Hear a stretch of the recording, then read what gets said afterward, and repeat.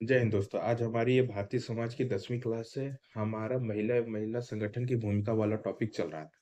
इसके पहले हमने महिला संगठन के बेहतरी के लिए जो संवैधानिक एवं वैधानिक प्रयास देख लिया था।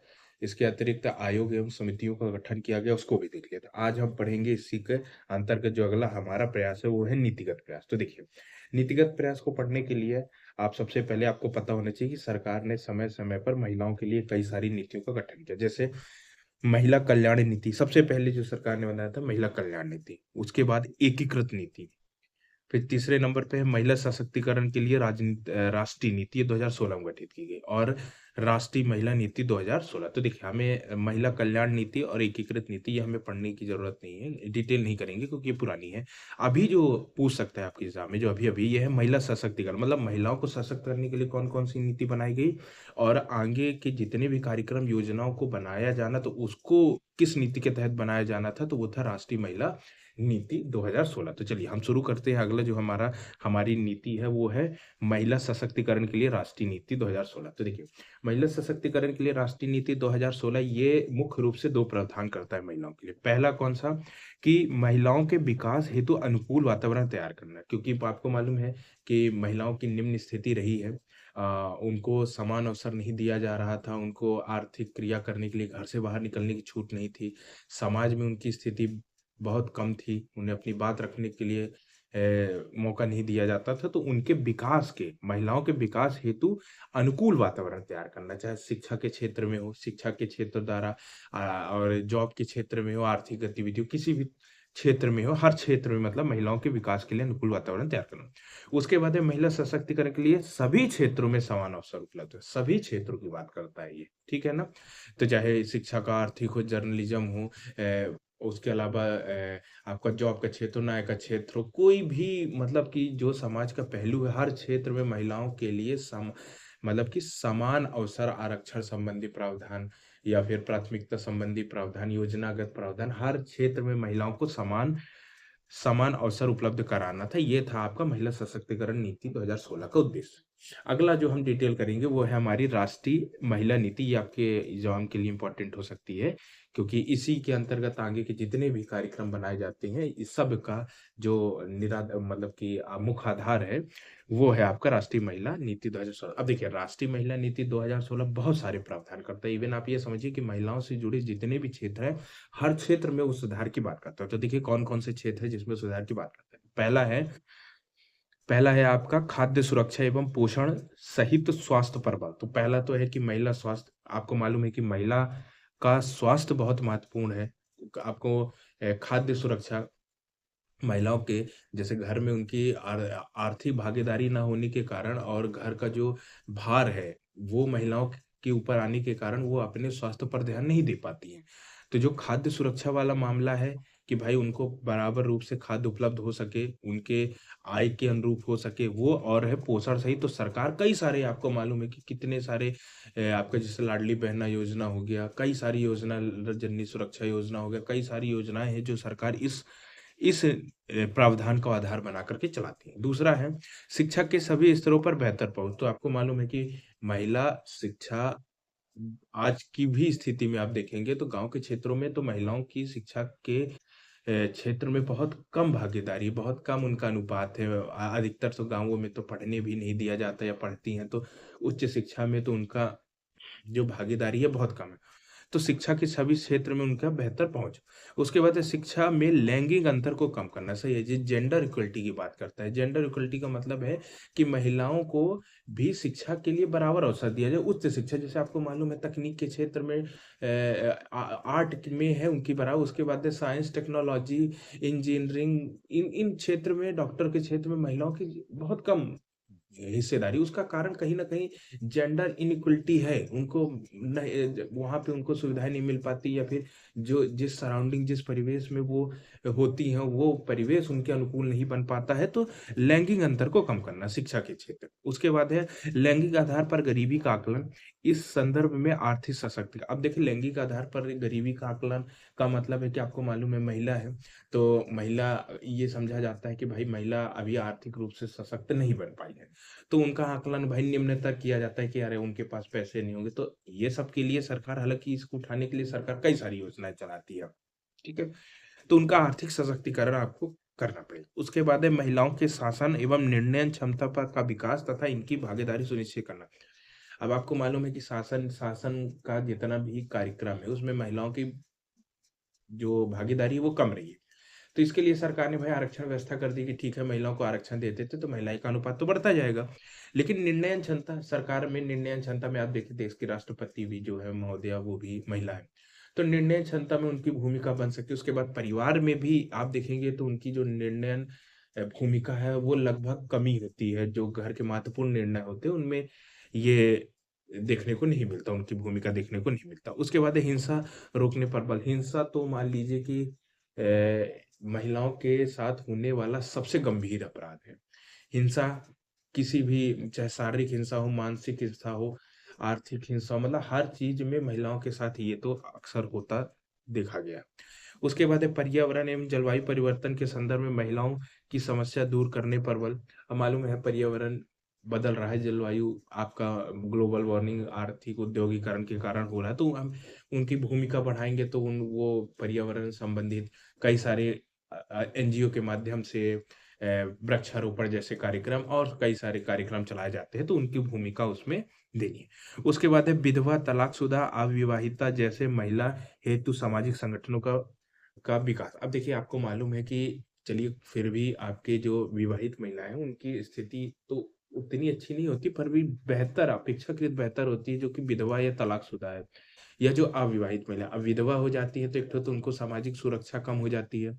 दूसरा, उन्हें आर्थिक रूप से सशक्त होना ही पड़ता है, क्योंकि वो अपना खर्च उठाने के लिए तो विधवा है। और तलाकशुदा वाली जितने अगर उनका केस चल रहा है तो उसके लिए भी उनको पैसे चाहिए, अपना जीवन यापन के लिए भी पैसा, या अविवाहित तो ये है कि इन जैसे महिला जो कि निम्न स्थिति में है, विधवा, तलाकशुदा है, उनके लिए सामाजिक तंत्र का निर्माण करें। भाई हम एनजीओ बनाएँ, सरकार अपनी योजनाएँ चलाएँ ताकि उनको हम बेहतरी का प्रयास कर सकें, उनको एक हम बेहतर सुविधा जीवन दे सकें। तो ये हो गया आपका अगला प्रश्न। उसके बाद है महिलाओं की उद्यमशीलता संवर्धन हेतु प्रयास। अब देखिए, महिलाओं, आपको मालूम है कि अभी भी लगभग 30% जनसंख्या है देश की जो महिला उद्यम के क्षेत्र में है।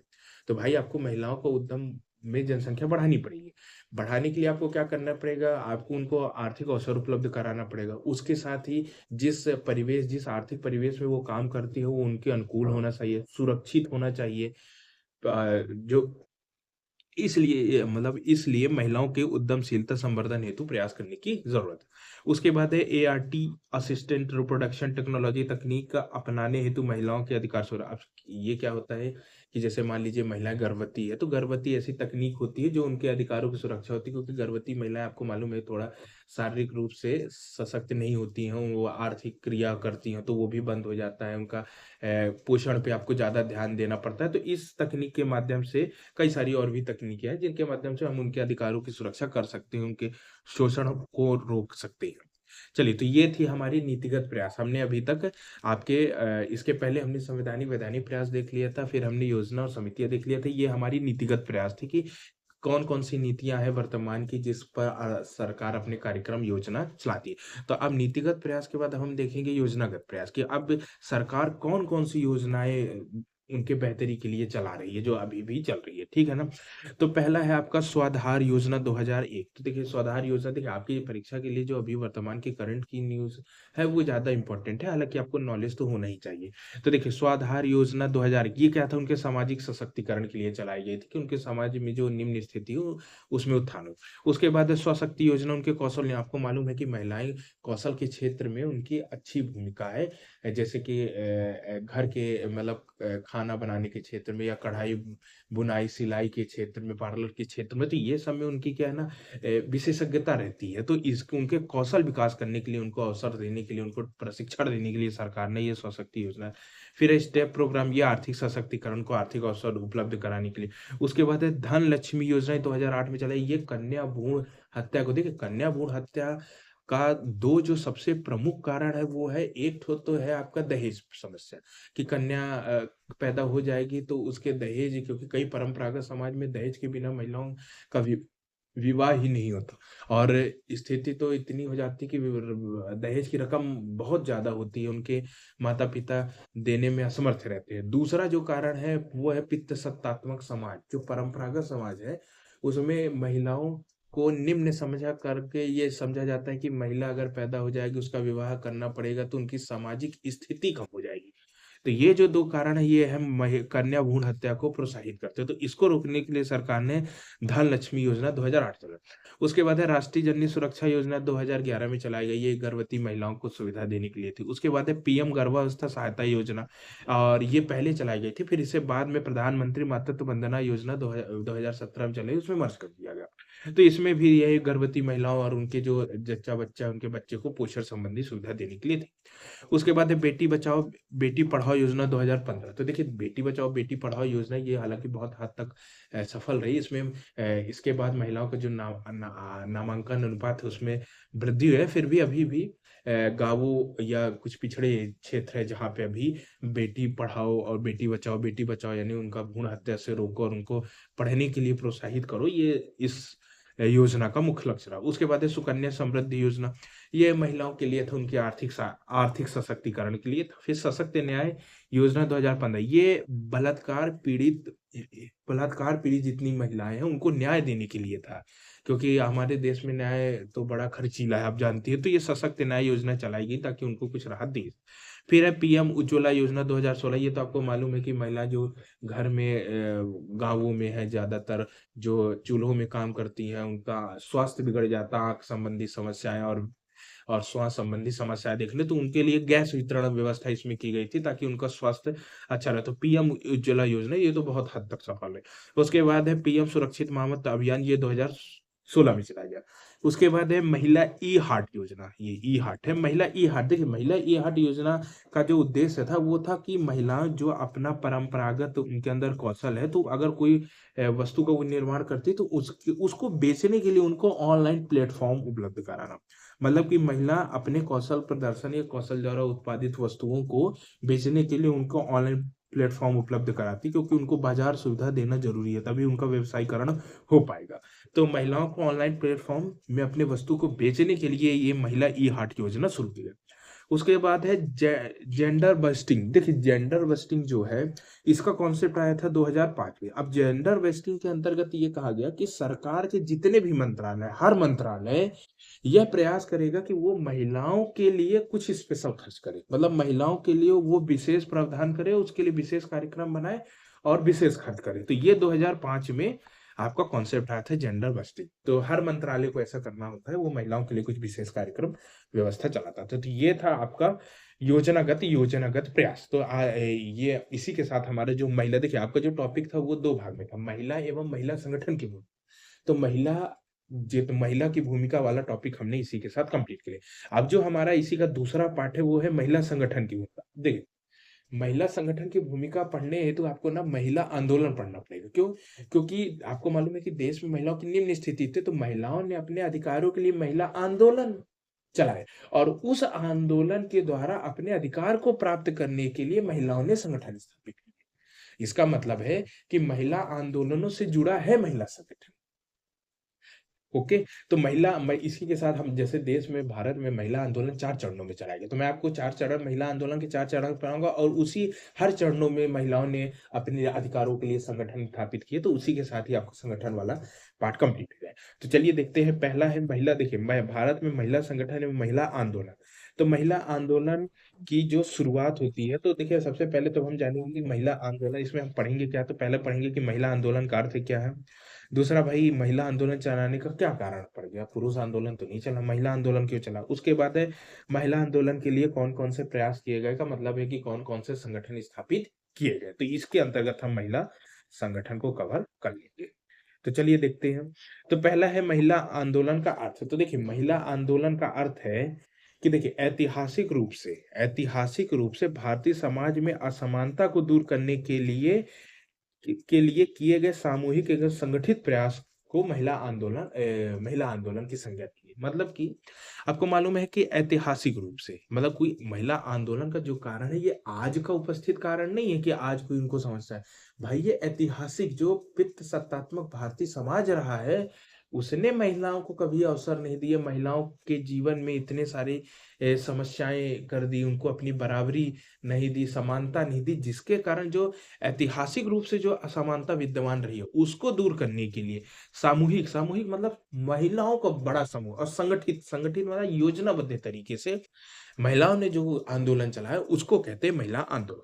अब सबसे पहले देखिए भाई क्या-क्या कारण रहा है, ठीक है? हालाँकि ये तो आप जानते हैं, फिर भी एक बार डिस्कस कर लेते हैं। देखो, महिला आंदोलन के अगर कारण की बात करें तो देखिए सबसे पहले महिलाओं की निम्न स्थिति। तो महिलाओं की निम्न स्थिति तो आज भी बनी हुई है, तो ये तो आपका 1901 से प्रारंभ हुआ था ये आंदोलन, तो तब तो और ज़्यादा निम्न स्थिति है। आज तो कुछ अधिकारों को उनको दे भी दिया गया है, कानून के माध्यम से, संविधान के माध्यम से, ठीक है? तो पहला उनका कारण है महिलाओं की निम्न स्थिति। दूसरा है आधुनिकता के मूल्यों का प्रसार। अब धीरे-धीरे आधुनिक मूल्य हो रहा है, विज्ञान तकनीक का ज़माना है, साथ में पश्चिम देशों से संपर्क बढ़ा है, वहाँ महिलाओं की स्थिति अच्छी है, महिला आर्थिक, सामाजिक रूप से सशक्त हो चुकी हैं। तो इसलिए आधुनिकता के मूल के प्रसार के कारण उनको अपने अधिकारों का पता चल गया है, तो ये कारण है। उसके बाद है आधुनिक शिक्षा का प्रयास।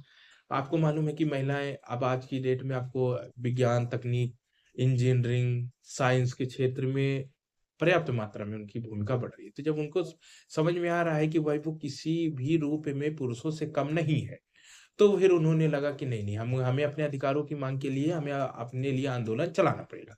तो आधुनिक शिक्षा का प्रभाव, उसके बाद है सुधार आंदोलनों का प्रभाव। अब ये सुधार आंदोलनों का प्रभाव क्या हुआ जब 18वीं शताब्दी में कई सारे सुधार आंदोलन चले जैसे कि ब्रह्म समाज, प्रार्थना समाज, थियोसॉफिकल सोसाइटी, यंग बंगाल आंदोलन कई सारे चले थे जितने धार्मिक सामाजिक सुधार आंदोलन उसमें भाई उसका मुख्य मुद्दा ही था कि समाज में उपस्थित जाति प्रथा के विरोध में चला आपके बाल विवाह, विधवा विवाह ये सारी मुद्दे रहे हैं उस सामाजिक आंदोलन के। तो वो सामाजिक सुधार आंदोलनों से महिला प्रेरित हुई और उन्होंने लगा कि नहीं हमें अपने अधिकारों के लिए अपने लिए अलग से आंदोलन चलाना पड़ेगा। तो ये कारण रहा। उसके बाद है नारीवादी विचारधारा विश्व स्तर पर नारीवादी आंदोलन का प्रभाव।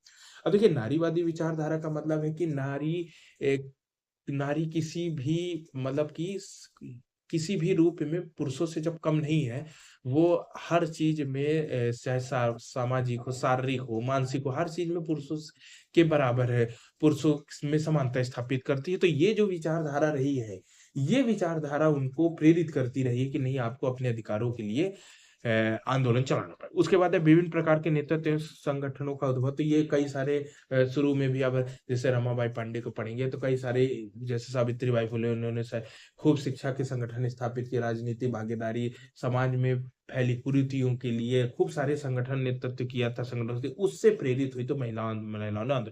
फिर है यातायात एवं संचार संबंधी विकास। अब यातायात का विकास तो महिलाएं अभी एक स्थान से दूसरे स्थान गतिशील हो गई, अकेले अकेले वो अपना काम कर सकती हैं, आर्थिक रूप से सशक्त, सामाजिक रूप से सशक्त। तो फिर उन्होंने अपने इस अधिकार को जो पढ़ी-लिखी महिलाएँ हैं, तो वो पूरे समाज के वर्ग को दिलाने के उद्देश्य से महिला आंदोलन को चालू किया। तो ये रहे आपके महिला आंदोलन के कारण। अब चलिए अब हम देखते हैं महिला आंदोलन के प्रयास। तो देखिए प्रयास में आपको महिलाएँ आंदोलन 4 चरणों में शुरू किए। भारत में महिला आंदोलन के 4 चरण हैं। पहला चरण जो आपका रहा है ये 1901 से लेके 1932 तक का है। ये प्रारंभिक चरण था, इसमें महिलाओं ने अपने वोट जैसे अब मैं हालाँकि आगे डिटेल पढ़ाऊँगा वोट संबंधी अधिकारों। फिर दूसरा चरण था ये 1947 उसके बाद देखिए क्या है ना ये 1901 से 1932 है। फिर 1932 से 1947 मैंने नहीं लिखा। क्यों नहीं लिखा? क्योंकि 1932 से 1947 में महिला आंदोलन स्थगित कर दिया गया। गांधी जी के सलाह पर और भी जो भी उस समय की राजनीतिक व्यवस्था थी, उन्होंने फिर अपना आंदोलन रोक करके आज़ादी के लिए आंदोलन में अपनी भागीदारी सुनिश्चित कर दी कि देश आज़ाद हो जाएगा तो उनको पता था कि देश के आज़ाद होने के बाद कानून के सहयोग से और संविधान के माध्यम से उनके अधिकारों की रक्षा हो जाएगी। तो पहला था आपका 1901 से 1932 फिर 1947 से 1970 उसके बाद तीसरा चरण था 1970 से 1990 और चौथा चरण था आपका 1990 से अब चल रहा है। तो चलिए सबसे पहले एक-एक चरण करके हम इसको तो देखिए पहला चरण है 1901 से 1900 देखो तो देखते हैं कि इस चरणों में क्या-क्या मुद्दे रहे हैं महिला आंदोलन के। तो पहला जो मुद्दा रहा है, ये है मताधिकार की माँग। महिलाओं को आपको मालूम है कि महिलाओं को शुरू में मताधिकार तो था ही नहीं। अंग्रेज आए आपको 1906 में आपको मुस्लिमों के लिए एक सांप्रदायिक मंडल उनके लिए अलग निर्वाचन व्यवस्था कर दी गई 1906 में। तो महिलाओं को फिर तब तक महिलाओं को अधिकार नहीं। तो इसमें था कि महिलाओं को आपको मताधिकार देना पड़ेगा, ठीक है? दूसरा मुद्दा था शिक्षा द्वारा महिला एवं परिवार कल्याण। प्रबल ये कहा जा रहा था जब परिवार कल्याण की बात या महिला के उत्थान की बात चल रही थी, तो वो शिक्षा का सहारा ले ही नहीं रहे थे। शिक्षा में सामाजिक आपकी संरचना ऐसी थी जिसमें महिलाओं को शैक्षिक भागीदारी थी ही नहीं। तो उन्होंने ये बोला कि भाई आप उनको शिक्षा में प्रवेश दीजिए, आप विद्यालय, स्कूलों में, कॉलेजों में प्रवेश दिए। इसके साथ ही महिला का उत्थान हो जाएगा और परिवार का भी कल्याण हो जाएगा। तो शिक्षा पर बल दिया गया, मतलब पहले में मताधिकार पर बल, शिक्षा पर। दूसरा है प्रत्येक संगठन पर महिलाओं की सक्रिय भूमिका। अब जैसे आपको मालूम है कि 1901 में कई सारी महिलाएं, आपको जैसे एनी बेसेंट हो गई, सरोजिनी नायडू, ये सब महिलाओं ने सक्रिय रूप से राजनीति भागी की। उनको यह था कि महिलाओं संगठनों पर अगर बल देंगे तो उनकी भागीदारी राजनीतिक रूप से बनी रहेगी, तो उनको अधिकार मिलने के बराबर चांस है। तो प्रत्येक संगठन पे महिलाओं की होती, ये 3 मुद्दे प्रमुख थे जो कि प्रथम चरण के हैं। अब देखते हैं कौन-कौन से संगठन इसमें स्थापित हुए। तो पहला था इंडियन वुमेन्स एसोसिएशन 1917, मतलब भारतीय महिला संघ की स्थापना 1917। उसके बाद है ऑल इंडिया वुमेन्स कॉन्फ्रेंस, ये 1927 में आपको स्थापित है। अब अगर इस चरण में नेता की बात करें तो एनी बेसेंट, सरोजिनी नायडू जैसी नेता इसमें प्रमुख रही। चलिए आगे देखते हैं। तो अब पहले आंदोलन में कौन-कौन सी घटनाएँ हुई? भाई कौन-कौन सी घटनाएँ हुई महिलाएँ आंदोलन से प्रेरित होकर, या ऐसी कोई घटना जो सामाजिक रही है और महिला आंदोलनों को प्रेरित की है? तो अगर इसमें आप देखें तो पहला था 1917 में सरोजिनी नायडू की अध्यक्षता में महिला प्रतिनिधि मंडल चैम्सफोर्ड से मिला और वोट देने के अधिकार की माँग की। अब आपको मालूम है कि इस आंदोलन का जो 1901 से 1932 चला, इसमें शिक्षा और मताधिकार, यही 2 मुख्य मुद्दे थे। तो इसके लिए क्योंकि ये अब ऐसे तो मिलेगा नहीं समाज से, तो उस समय अंग्रेजों का अधिकार था, तो सरोजिनी नायडू के नेतृत्व में एक प्रतिनिधि मंडल चेम्सफोर्ड में जाकर के मिला। आपको मालूम है फिर 1919 में जब मोंटेगू चेम्सफोर्ड सुधार आता है तो महिलाओं को फिर वोट का अधिकार, तो उसमें फिर ये अधिकारों की उन्होंने माँग की। फिर उसके बाद है 1927 में क्या हुआ, महिला आंदोलनों की ये आपकी ये क्या, इसको 1 मिनट दोस्तों सुधार लीजिएगा, ये माँग लिखा है, महिला आंदोलनों की माँग। तो ये 1927 में भी ये महिला आंदोलनों की माँग बनी रही। उसके बाद है महिलाओं की शिक्षा का आधार क्या होगा, इस पर प्रस्ताव पारित किया गया 1927 में महिलाओं के नेतृत्व में। तो उन्होंने बोला कि भाई अब जैसे मुद्दा शिक्षा है, मताधिकार है, तो मताधिकार की माँग तो बनी रही, कुछ हद तक दे भी दिया गया। लेकिन शिक्षा का आधार क्या होगा, इस पर बातचीत, चर्चाएँ शुरू हो गई। तो इसके लिए मुख्य आधार 3 आधार बनाए गए। तो पहला आधार था मातृत्व शिक्षा का ज्ञान। अब मातृत्व शिक्षा का ज्ञान इसलिए ज़रूरी था कि भाई उस समय जो तत्कालीन महिलाएँ थी वो मतलब कि युवा थी, और जो अपने अधिकारों की माँग थी वो उच्च, मतलब 45 थी, उनकी संख्या उम्र ज़्यादा थी, उनकी उम्र ज़्यादा थी। तो उनको ये लग रहा था कि अगर उन्हें मातृत्व शिक्षा का ज्ञान दे दिया जाएगा तो उसके तहत वो बच्चों को अपनी शिक्षा दे सकती है। और अगर एक बार माँ ने अपनी बेटी को अगर शिक्षा के क्षेत्र में सशक्त कर दिया, तो फिर उन्हें ये आंदोलनों को चलाना बहुत आसान हो जाएगा। इसीलिए उन्होंने बोला कि आप उनको मामत्व का ज्ञान दीजिए, बच्चों को पालन-पोषण सही से, उनकी शिक्षा संबंधी ये। उसके बाद है दूसरा, घर को खूबसूरत। अब ये उनके थोड़ा-सा परंपरागत जो कौशल है उनके प्रोत्साहन के लिए, उनको घर को खूबसूरत बनाने के लिए। फिर है समाज कल्याण में उनकी भूमिका। अब मालूम है आपको, कोई भी शुरुआत में परंपरागत अ, जितनी भी परंपराएँ थी, महिलाओं की भागीदारी तो थी ही नहीं। तो महिलाओं की भागीदारी को बढ़ाने के लिए समाज कल्याण में उनकी भूमिका सुनिश्चित करने का ये प्रस्ताव रखा गया था। अब इसमें क्या-क्या हुआ? हुआ क्या भाई, आपने पहले तो 1917 में जाकर के सरोजिनी नायडू के नेतृत्व में आपके चर्चफोर्ड से मुलाकात हुई। फिर 1927 में आपने प्रस्ताव पारित कर दिया, मुद्दे दे दिए। अब उसके लिए आगे क्या हुआ कि 1930 में जब गोलमेज सम्मेलन हुआ, आपको मालूम है पहला गोलमेज सम्मेलन 1929 में हुआ। तो दूसरा गोलमेज सम्मेलन हुआ, तो उसमें 3 आधारों पर महिलाओं को वोटिंग अधिकार मिल गए। तभी आप देखिएगा, इसी जैसे ही वोटिंग अधिकार 30 में मिलता है, 32 में पहला चरण समाप्त हो जाता है, क्योंकि लागू 32 में हो जाता है। तो महिलाओं को जो 3 अधिकार किस-किस आधार पर महिलाओं को आपके, तो पहला आधार था पति की संपत्ति के आधार पर, कि पति की, हालाँकि ये पर्याप्त नहीं था, पर पति की संपत्ति के आधार पर अगर पति की संपत्ति है एक स्तर तक, तो फिर उनकी महिलाओं को अधिकार दे दिया। तो पहला प्रावधान था। दूसरा था विधवाओं को। विधवाओं का अधिकार देने का ये कारण था क्योंकि उनके हस्बैंड भी नहीं थे, तो उनको वोटिंग राइट नहीं थे, तो उनका प्रति या परिवार का प्रतिनिधित्व करने के लिए विधवा। और इसका जो तीसरा प्रावधान था, इसमें नहीं लिखा है, वो है 21 वर्ष की वो महिलाएं जिन्होंने अपना स्नातक कंप्लीट कर लिया। अब 21 वर्ष की महिलाएं स्नातक कंप्लीट ग्रेजुएट पढ़ी लिखी हैं, तो ये शिक्षा के आधार पर आपको तो पहला संपत्ति के आधार पर दिया गया, दूसरा उनकी सामाजिक स्थिति जो विधवाएं थी उनको उनके आधार पर, और तीसरा था शिक्षा के आधार पर उनको कुछ सीमित स्तर तक महिलाओं को वोटिंग आधार दे दिया गया। अब चलिए दोस्तों हम पढ़ेंगे, ये था आपका। फिर उसके बाद क्या हुआ कि 1932 में कम्युनल अवार्ड आया, तो उसमें ये देखा गया कि जो विधानसभा में थे उनमें उनको 2.2% आरक्षण की व्यवस्था कर दी गई। उसके साथ फिर आपको बताया कि अगला जो दूसरा चरण है हमारा, वो दूसरा चरण चलता है 1947 से 1970, और पहला चरण 1932 में खत्म। तो 1932 से लेकर 1947 तक गांधी जी की सलाह पर महिला आंदोलनों ने अपनी आंदोलन बंद करके महिलाओं के मुद्दे, उन्होंने स्वतंत्रता के लिए अपनी सक्रिय भूमिका कर दी थी। तो चलिए अब हम दूसरा चरण पढ़ेंगे। तो देखिए दोस्तों, दूसरे चरण के जो 1947 से 1970 तक था, इसमें मुख्य रूप से जो आपको मालूम है 1947 में देश आजाद हुआ, तो देश आजाद के बाद महिला आंदोलन निष्क्रिय हो गया, क्योंकि उनकी जितनी भी मांगे थी समानता को लेकर, आरक्षण को लेकर के, शिक्षा को लेकर जितनी भी उनके मांगे थी, सब संविधान के द्वारा पूरी कर दी गई। और कल फिर उसी के साथ ही वो समाज कल्याण में जुड़ गई। तो ये इस चरण में उनके लिए कोई मुद्दा ही नहीं बचा, क्योंकि पहले वो कानूनी लड़ाई लड़ रही थी कि कानून के द्वारा उनको अधिकार मिले। और कानून संविधान ने तो महिला पुरुष का कहीं भेद ही नहीं किया। संविधान में कहीं महिला और पुरुष ऐसा जिक्र नहीं है। जो संविधान पुरुष के लिए है वही संविधान महिलाओं के लिए था। तो दूसरा चरण पूरी तरह सक्सेस रहा। अब जब तीसरा चरण में आता है, तो तीसरे चरण में बात आती है समाज को लेकर के। भाई आपने कानूनी अधिकार तो दे दिए, लेकिन कानून के अनुसार अगर समाज उस कानून को फॉलो नहीं करेगा तो फिर काहे का अधिकार। तो जो तीसरा चरण था 1970 से लेकर 1990 तक का, ये चरण जो था ये समाज में परिवर्तन की बात कर रहा है महिलाओं के संदर्भ में। तो इस चरण के मुख्य मुद्दे क्या थे? पहला था जमीन, जमीन पर समान अधिकार। भाई जमीन जमीन क्या थी? घर के मुखिया के नाम थी, उन्हें उनके नाम पे जमीन थी नहीं, उनका आर्थिक सशक्तिकरण हो नहीं था। तो जमीन तो जमीन पर समान अधिकार को लेकर के आंदोलन चलाया गया। उसके बाद था अगला दहेज प्रथा। अब दहेज प्रथा को लेकर आपको मालूम है कि आप कानून कितना भी बना दे, अगर समाज द्वारा वो स्वीकार नहीं है कि दहेज लेना गलत है, तो दहेज प्रथा तो बनी रहेगी और बराबर महिलाओं को उत्पीड़न, हिंसा, उनकी हत्याएं होती रहेंगी। तो दहेज प्रथा लेकर के जो हत्या हो रही थी उसके खिलाफ मुद्दा बना। पर्यावरण को लेकर के, क्योंकि पर्यावरण आपको मालूम है जरूरी है।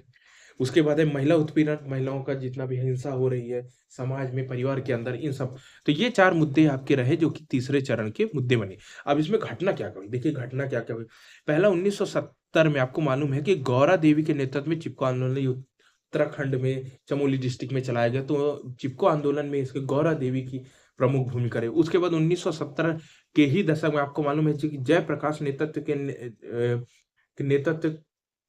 जयप्रकाश नारायण के नेतृत्व में आपको मालूम है कि भूमि सुधार कार्यक्रम चलाया गया, भूमि पुनर्वितरण वाला कार्यक्रम, जमीन पुनर्वितरण का आंदोलन चलाया गया। तो इसमें प्रमुख भूमिका में मणिमाला, मानसी और नीलम जैसी महिलाओं ने अपनी सक्रिय भूमिका, ताकि जब हम जमीन का पुनः सरकार अधिग्रहण करके उनका पुनः वितरण करे तो उनमें महिलाओं को भी अंश मिलना चाहिए।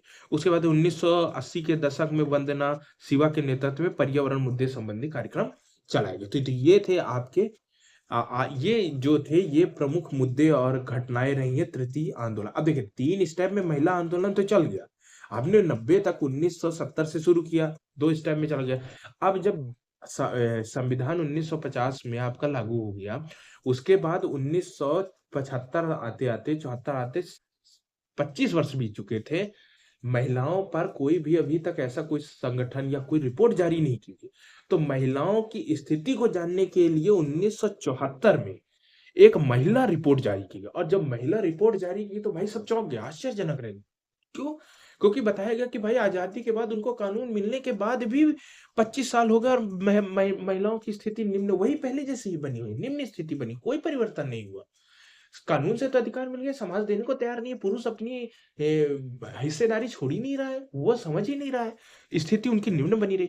सरकार, और जो सरकार महिला विकास नीति चला रही थी, जैसे आपको मालूम है महिला कल्याण नीति चलाई गई शुरुआत में, फिर महिला एकीकरण नीति, उसकी घोर आलोचना की गई कि भारत सरकार नीति चला रही है, उसका कोई लाभ ही नहीं मिल रहा है महिलाओं को। तो उसके इसीलिए फिर 1974 में जब रिपोर्ट जारी की गई तो 1975 में महिलाओं के लिए अंतरराष्ट्रीय वर्ष घोषित किया गया कि 1975 का वर्ष में, और महिलाओं के विकास के लिए खूब सामाजिक परिवर्तन किए, कई सारे फिर से आंदोलन, अभियान, कानून बनाया गया। फिर 1975 से लेकर 1980 तक तो यूएनओ ने अंतरराष्ट्रीय महिला दशक घोषित कर दिया कि ये दशक से महिलाओं के उत्थान के लिए कार्य किया जाएगा। चलिए अब हम इसी के साथ ही पढ़ते हैं अपना चतुर्थ चरण। तो देखिए, चतुर्थ चरण आपको मालूम है कि 1990 से शुरू हुआ, अभी तक चल रहा है, ठीक है। अब ये चतुर्थ चरण में होता क्या है कि चतुर्थ चरण में जो महिला आंदोलन है ना, ये महिला आंदोलन दो विचारधारा में बढ़, जो पहला इसका विचारधारा रहता है, पहला दो विचारधारा, पहला इसका विचारधारा वो समाजवादी महिला आंदोलन हो जाता है। समाज मतलब समाजवादी महिलावाद हो जाता है। ये समाजवादी विचारधाराओं से प्रेरित जो महिला आंदोलन थी, और दूसरी इसकी विचारधारा थी वो हो जाती है आपकी उदारवादी महिलावाद। तो ये है क्या समाजवादी महिलावाद, उदारवादी महिलावाद क्या है? तो जो जो मुद्दे समाजवाद से प्रेरित थे महिलाओं के अधिकार को लेकर, जैसे जैसे कामकाजी महिला के मुद्दे, मतलब महिलाओं को आर्थिक अवसर मिल सके। उसके बाद है समान वेतन, अगर महिला पुरुष के जितना काम करती है तो उसको बराबरी का वेतन चाहिए, समान वेतन चाहिए।